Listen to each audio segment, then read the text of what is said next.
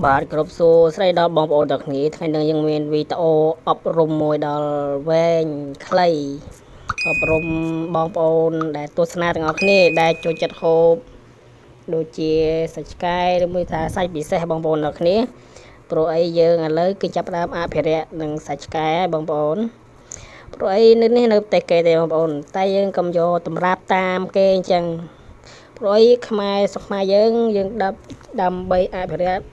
ទាំងអស់គ្នាសូមបងប្អូនកុំចូលរួមហូបអីហើយណាមួយសាច់ឆ្កែហ្នឹងគឺជាសាច់ឆ្កែដែលយើងចិញ្ចឹមតដៃហើយវាការពីម្ចាស់ពេលគេចូលមកផ្ទះចូលតាណាតណីអីវាអាចផ្ដល់តំណែងឲ្យយើងតែពេលយើងយកមកធ្វើគ្នាអញ្ចឹងប្រភេទសាច់នេះគឺយើងមិនមែនតែសាច់ដែលយើងប្រភេទសាច់បរិភោគទេបងប្អូនអរគ្នាគឺយើងអត់ចូលតម្រាប់តាមទេបងប្អូនឃើញទេអានេះគឺជាវីដេអូនៅប្រទេសវៀតណាមហ្នឹងហើយបងប្អូនអរគ្នាបើខ្មែរយើងបើយើងធ្វើអញ្ចឹងអត់បានទេបងប្អូនអរគ្នាព្រោះយើងស្រឡាញ់ណាគឺសត្វឆ្កែសត្វដែលចិញ្ចឹមនៅផ្ទះបើយើងយកមកធ្វើម្ហូបអញ្ចឹងគឺអត់កើតទេតែយើងបដូរប្រធានបទ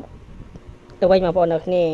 កុំយើងនិយាយចាក់ប្រធានបទពេកយើងជិះមកមើលការគេខ្វាយឆ្កែទាំងអស់គ្នាហ្នឹងហើយការខ្វាយរបស់គេគឺរបៀបអញ្ចឹងបងប្អូនទាំងអស់គ្នាឃើញទេ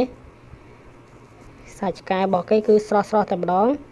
នៅវៀតណាមបងប្អូនគ្នាវីដេអូហ្នឹងខុសឆ្គង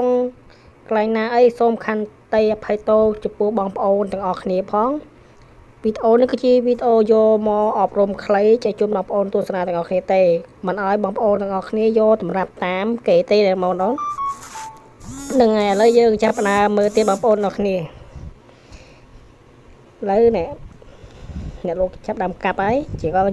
ងដើម្បីឲ្យភ្ញៀវពស់នៅកន្លែងគាត់គឺលក់ដាច់ខ្លាំងមែនតើលក់ដាច់ខ្លាំងមែនតើត្រូវឆ្ងាញ់ត្រូវឈ្ងុយគឺអែមែនតើមួយចាននេះប្រហែលជាមិន10000ក៏20000ដែរបងប្អូនទាំងគ្នាគេមានចានធំគេមានចានតូចចានធំមកគេគឺគេដាក់កញ្ច្រែងបងប្អូនទាំងគ្នាកញ្ច្រែងណាគឺឆ្ងាញ់មែនតើនៅកន្លែងគាត់នៅប្រទេសវៀតណាមបងប្អូនទាំងគ្នាកុំចូលច្រឡំថានៅប្រទេសខ្មែរយើង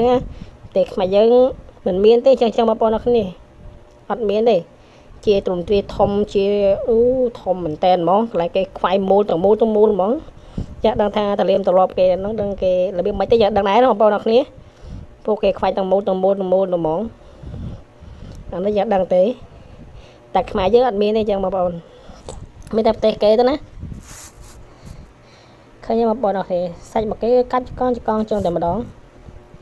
ពិតជាឈ្ងុយហើយឆ្ងាញ់ទៀតចំពោះដែលគេចូលចិត្តណាចំពោះដែលយើងមិនចូលចិត្តសូមខន្តីអភ័យទោសផងបងប្អូនអ្នកឃើញទេរបៀបគេខ្វាយសូមបងប្អូនមើលតាមហ្នឹងទៅពួកយើងអត់ធ្វើអញ្ចឹងទេដូចគេទេព្រោះអីបើខ្ញុំចំឆ្កែវិញចំអីខ្ញុំអត់យកទៅធ្វើអញ្ចឹងទេបងប្អូនអរគ្នាអើយ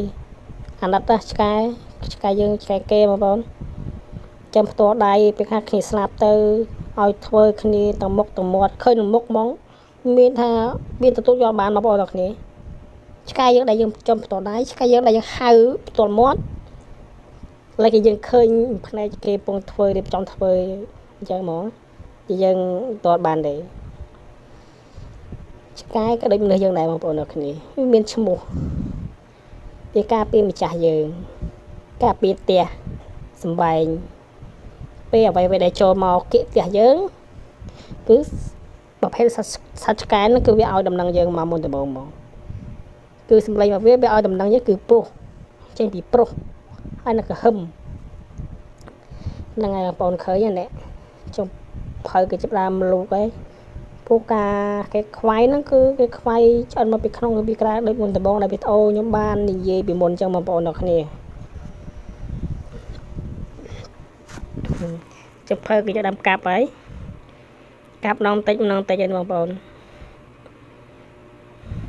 ដោយសារគេហែកមកតំណដែលគេតឃើញ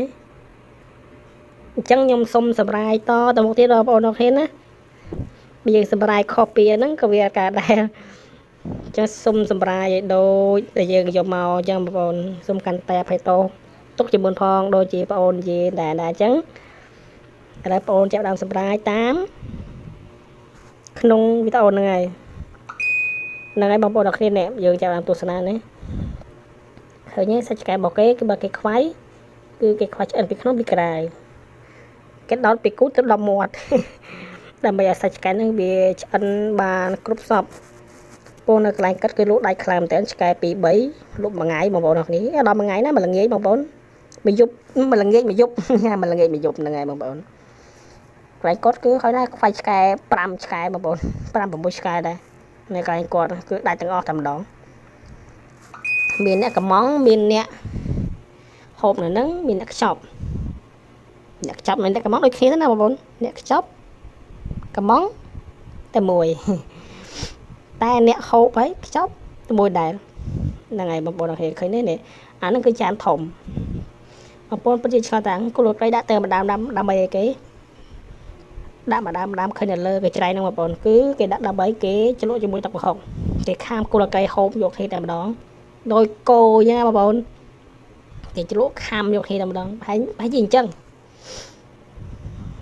ឃើញដាក់3គល់ដាក់ទៅគេជ្រលក់ទៅជាមួយខាំទៅ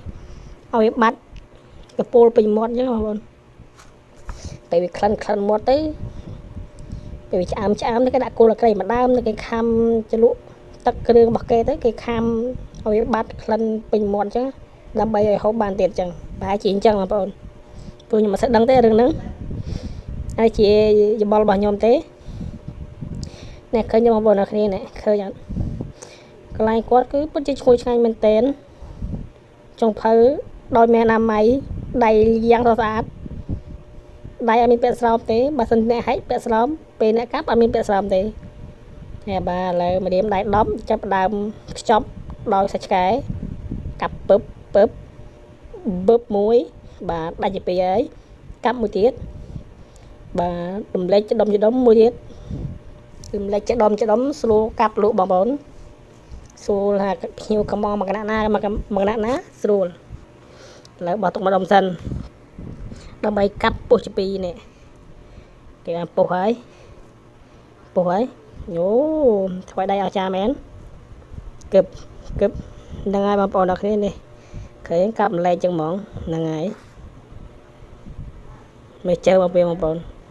ចាប់ចង់ជាប់ពុះហើយពឹបឃើញទេ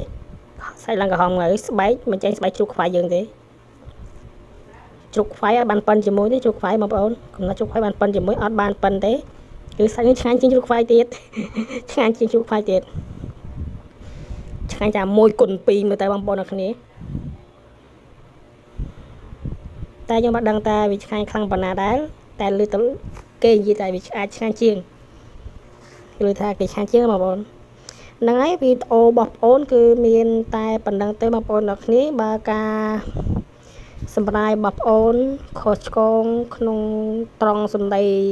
មួយណាដែលមិនសមរម្យសូមខន្តីអភ័យទោសពីបងប្អូនផងហើយណាមួយទៀតពីសាច់ឆ្កែដែលយើងកំពុងតែអភិរក្សហ្នឹងកុំយកតម្រាប់តាមក្នុងវីដេអូហ្នឹងសូមអរគុណសូមជម្រាបលាទស្សនាគ្នាវីដេអូក្រោយទៀតអរគុណ